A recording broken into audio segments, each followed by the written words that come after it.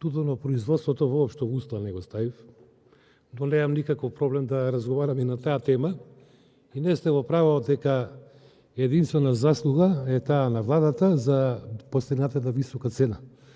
Високата цена е во намалувањето на производството на ориенталниот тутун, пред се во Турција, во Грција и во државите кои што се традиционално производители на ситно листен ориентален тутун, еве и Македонија, кое што патем да кажам имаше некаде околу 26.000 тони производство, што е некаде за да се задржи добар квалитет и релативно прифатливо, односно е во случај висока цена.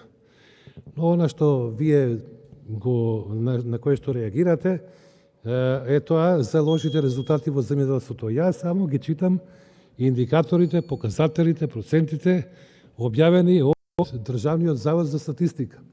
Ако вам тоа ви одговара, ворете, ако не ви одговара, Благодарам. исто така ворете. Лолита Ристова, реплика.